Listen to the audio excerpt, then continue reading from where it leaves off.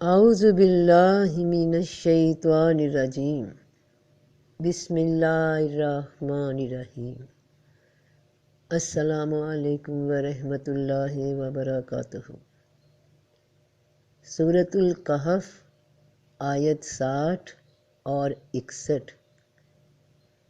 اور جب موسیٰ نے اپنے جوان سے کہا کہ میں نہ ہٹوں گا یہاں تک کہ 2 دریاؤں کے ملنے کی جگہ پر پہنچ جاؤں یا سال ہر سال چلتا جاؤں، پھر جب وہ 2 دریاؤں کے جمع ہونے کی جگہ پر پہنچے دونوں اپنی مچھلی کو بھول گئے۔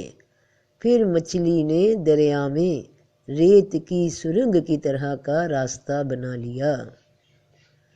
2 دریا کیا ہیں؟ مچھلی کیا ہے؟ اور مچھلی تو دریا میں ہی تیر کر اپنا راستہ بناتی ہے، تو دریا کے پانی میں ریت کی سرنگ کی تمثیل سے کیا مراد ہوئی؟ تو اب اسے گہرائی سے سمجھنا۔ مٹی میں جان پڑی، ہم نے ہر جاندار کو پانی سے بنایا۔ پانی کی مچھلی 2 دریاؤں کی نشانی، جس نے راستہ بنا لیا دریا میں سرنگ کی طرح کا۔ مٹی میں پانی ملا، جان پڑی، دنیا میں اس حالت میں نمودار ہوا وہ وجود۔ تو اب جان نکل گئی، پانی سے ریت کی سرنگ میں داخل ہو گئی وہ مچھلی، پھر سے نئی جان لے کر، نئی زندگی پا کر دوسرے جہان میں داخل ہوئی۔ پھر سمجھو، دوبارہ دہراتی ہوں، زندہ ہوتا ہے جاندار، مٹی میں جان پڑی۔ اللہ فرماتے ہیں نا کہ پانی سے ہر شے کو پھر زندگی دی، اس جہان میں، دنیا میں، ظاہر کے جہان میں۔ اب ظاہر کے جہان میں جب وقت ختم ہوا تو مٹی سے پانی جدا ہوا اور دوبارہ وہ وجود دیکھنے میں مردہ ہو گیا، دیکھنے والوں کو مٹی میں مل گیا۔ مرنے والے کو جب تک زندہ ہوتا ہے کہا جاتا ہے کہ زندہ ہے، پھر موت آ گئی، حوالے کر دیا مٹی کے، قبر کے، کہ اس دنیا میں جینے کی جو صلاحیت چاہیے وہ پانی، وہ حیات کا عنصر تم سے ختم ہو گیا یہاں والوں کے لیے، مگر وہ مرنے والا ایک نئی زندگی لے کر مٹی میں چلا گیا۔ وہاں وہ اس حالت میں کسی نئے وجود کی کیفیت میں پہنچ گیا جو زندہ تھا پانی میں، دنیا میں۔ وہ زندہ ہے اب مٹی کے دوسرے جہان میں، مٹی کی حالت میں۔ اور وہاں کیا آب و ہوا ہے؟ وہ آب و ہوا کیا ہے؟ وہ کیفیت کیا ہے جو اسے وہاں کے عالم کے مطابق نئی زندگی میں داخل رکھے گی آخرت میں؟ ہمارے لیے تو وہ انسان مٹی ہو گیا جب یہاں وفات ہوئی، وہ موت کے کنارے سے نئے عالم کی زندگی میں داخل ہو گیا، تو وہ مچھلی علامت تھی کہ مری ہوئی تھی۔ اور حضرت موسیٰ علیہ السلام کو یہ نشانی بتائی گئی کہ جہاں یہ مردہ مچھلی زندہ ہو کر دریا میں جائے گی وہیں آپ کی 2 دریاؤں کے ملنے کے مقام کی نشانی ہے، ایک دریا دنیا کی زندگی اور ایک دریا موت کی زندگی۔ اب مچھلی نے اپنا راستہ دریا میں ریت کی سرنگ کا بنا لیا، وہی جو مردہ تھی اس مقام پہ وہاں کی زندگی پا کر پانی کے دریا سے ریت کے دریا میں چلی گئی۔ یہ 2 دریاؤں کے ملنے کی جگہ عالم خلق اور عالم آخرت جہاں ملتے ہیں، یہ جان نکل رہی ہے اس دنیا سے، رخصت ہو رہی ہے اور ساتھ ہی دوسری دنیا میں داخل ہو رہی ہے۔ مٹی سے پانی میں آیا، پانی سے پھر مٹی میں چلا گیا، اور 2 دریاؤں کے ملنے کی جگہ جس کے درمیان اللہ پاک نے آڑ لگا رکھی ہے، دونوں دریا ساتھ ہیں۔ رب کی شان ہے کہ اس نے 2 سمندر ملا دیے جو باہم ملتے ہیں، باہم ملتے ہیں یعنی ساتھ ساتھ ہیں، اور ان دونوں میں پردہ ہے، مگر ان دونوں میں پردہ ہے کہ وہ حد سے تجاوز نہیں کر سکتے۔ کون سی حد؟ نہ دنیا سے جانے والا مرنے سے پہلے وہاں جھانک سکتا ہے، وہاں پہنچ سکتا ہے، اور نہ مرنے کے بعد والا وہاں سے دنیا میں واپس لوٹ سکتا ہے، مگر چل ساتھ ساتھ رہے ہیں، کیونکہ اور دو دریاؤں کے درمیان پردہ بنا دیا، وہی ہے اللہ، اور وہی ہے جس نے دو دریاؤں کو آپس میں ملا دیا۔ یہ میٹھا خوشگوار ہے اور یہ کھاری کڑوا ہے، اور ان دونوں میں ایک پردہ اور مستحکم آڑ بنا دی۔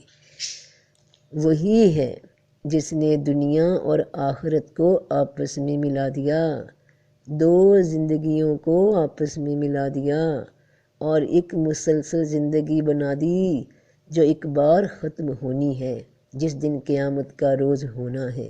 سب ایک بار فنا کر دیے جائیں گے، اور اللہ فرمائے گا آج صرف زور ہے تو اس کا، وہ جو چھایا ہوا ہے القہار۔ یہ ہے دو دریا زندگی کے، ایک خیر کا ایک میٹھا اور دوجا کھاری کڑوا، ایک میں زندگی جو بقا کی زندگی کی طرف لے جاتی ہے، اور ایک میں فنا جو ہلاکت میں ڈالتی ہے۔ ان دو دریاؤں کی مثال تمہاری جانوں میں بھی دی گئی ہے۔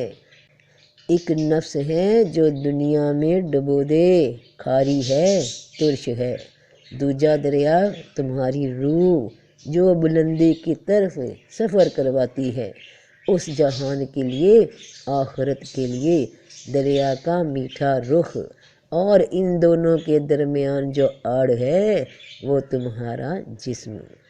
جس طرح یہ دونوں دریا تمہارے نفس میں موجود ہیں، تمہارے جسم میں موجود ہیں، ایک نفس کی کیفیت میں، ایک روح کی کیفیت میں، اسی طرح یہ دونوں دریا کائنات کے وجود میں موجود ہیں۔ دنیا کی زندگی پانی کے ساتھ زمین کے اوپر ہے، آخرت کی زندگی بظاہر مٹی کے ساتھ زمین کے نیچے ہے، کیونکہ یہ دونوں زندگیوں کے بارے میں اللہ پاک فرماتے ہیں کہ فرمایا یہاں سے اترو، تم ایک دوسرے کے دشمن ہوگے، اور تمہارے لیے زمین میں ٹھکانا ہے، اور ایک وقت تک نفع اٹھانا ہے۔ تو فرمایا آدم علیہ السلام اور بی بی حوا علیہ السلام کو کہ یہاں سے جنت سے اتریے، روح اور نفس کی جنگ جاری رہے گی اب تمہارے وجود میں، یہ کشمکش تم میں جاری رہے گی، اور رہنے کا ٹھکانہ تمہارا اب زمین ہے، لیکن ایک مقرر وقت کی مہلت کے ساتھ۔ تمہیں وقت دیا جاتا ہے کہ اس مقرر مدت میں تم اپنے لیے کوئی نفع جمع کر سکتے ہو، اگر نفس کے لیے نفع کمانے کا ارادہ رکھا تب بھی تمہاری مرضی، اگر روح کے لیے کوشش کی تو بھی نفع کماؤ گے۔ تمہارے اندر یہ تمہارے دو روپ ہیں جو ایک دوسرے کے دشمن ہیں، اور تمہیں ان دونوں میں سے ایک کے ساتھ رہنا پڑے گا۔ اور فرمایا تم اسی میں زندہ رہو گے، اور اسی میں مرو گے، اور اسی سے نکالے جاؤ گے۔ اسی زمین پہ تمہیں دنیا کی زندگی ملنی ہے، اسی میں آخرت کی زندگی بھی جیو گے، اور پھر روز قیامت نکالے جاؤ گے، اور تب نتیجے، حساب کتاب، نامہ اعمال کھل جانے ہیں، اور جو پاس ہوا اس نفس اور روح کی جد و جہد میں، وہ تو واپس پہنچے گا جہاں سے اتارا گیا، یعنی جنت واپس پائے گا اپنا وہ کھویا ہوا مقام، اور جو فیل ہو گیا امتحان میں وہ یہیں پھر آسمانوں سے باہر ہی جہنم کا شکار ہوگا، اسی زمین کی تہوں سے نیچے۔ تو دو دریاؤں کے ملنے کی جگہ موسیٰ علیہ السلام کو پہنچنے کا حکم دیا گیا، اور اللہ نے فرما دیا کہ ان دو دریاؤں کے درمیان آڑ ہے۔ تو موسیٰ علیہ السلام اللہ کے نبی، اللہ کے پیغمبر کو اپنی بڑی نشانی دکھائی، اور ان کی آنکھوں کے آگے سے یہ آڑ، یہ حجاب ہٹا دیا گیا۔ اور اس کے بعد جو واقعہ پیش آیا، جسے روایتوں میں حضرت خضر علیہ السلام اور حضرت موسیٰ علیہ السلام کا سفر بیان کیا جاتا ہے، یہ واقعہ، یہ کیفیت اس دنیا میں پیش نہیں آئی، اور نہ ہی قرآن میں حضرت خضر علیہ السلام کا ذکر فرمایا گیا۔ اس سفر کی حقیقت کیا ہے، وہ شخصیت کیا ہے جو ان کے ساتھ اس وقت موجود تھے، اس پہ انشاءاللہ اس سے اگلے بیان میں مکمل وضاحت ہوگی۔